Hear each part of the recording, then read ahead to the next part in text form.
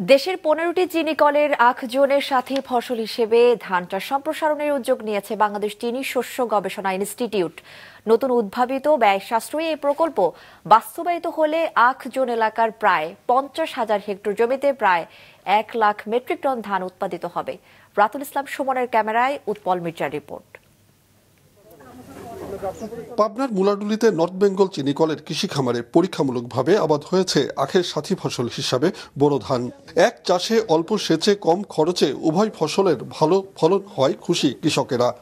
আমার ওই ধানের মধ্যে যে আমি খরচ করতেছি, বীজ দিতেছি, তারপরে সার দিতেছি, এইটা আমার ওই আখ আছে, আখের মধ্যে কাজে লাগতেছে। ধান কাটার পরে যদি আখের আমরা সঠিকভাবে যত্ন নিতে পারি, সেক্ষেত্রে কিন্তু আমরা ধানের অবস্থা কিন্তু ভালো, ধানটাও পেলাম, পাশাপাশি আমরা আখটাও পেলাম।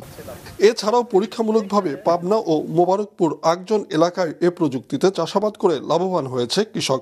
ফলে নতুন এ প্রযুক্তিতে নতুন সম্ভাবনার দ্বার উন্মোচন হবে বলে আশা করছেন চিনি ও খাদ্য শিল্প সংস্থা এবং কৃষি কর্মকর্তারা।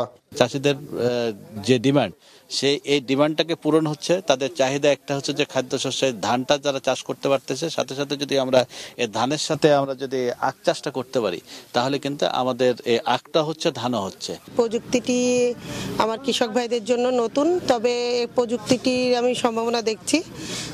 এটি যদি সঠিকভাবে সঠিক সময়ে বাস্তবায়ন করা সম্ভব হয়, তবে এটি একটি লাভজনক প্রযুক্তি হিসেবে কৃষকের মাঝে ভবিষ্যতে জনপ্রিয় হবে।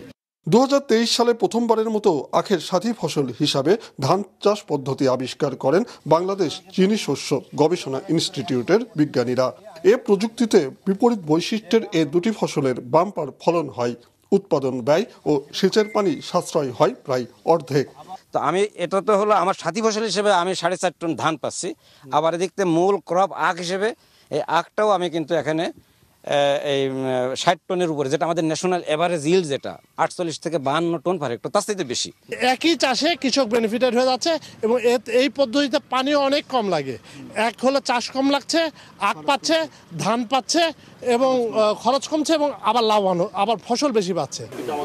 নানা পরীক্ষা নিরীক্ষার পর নতুন এ চাষ পদ্ধতি আখ চাষিদের মাঝে ছড়িয়ে দেওয়ার লক্ষ্যে বিভিন্ন আকজনে অনুষ্ঠিত হচ্ছে মাঠ দিবস।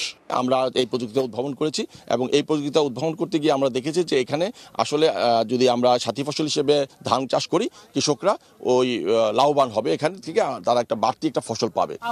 গবেষকদের মতে প্রকল্পটি বাস্তবায়িত হলে দেশের কৃষিক্ষেত্রেও আসবে ব্যাপক ইতিবাচক পরিবর্তন।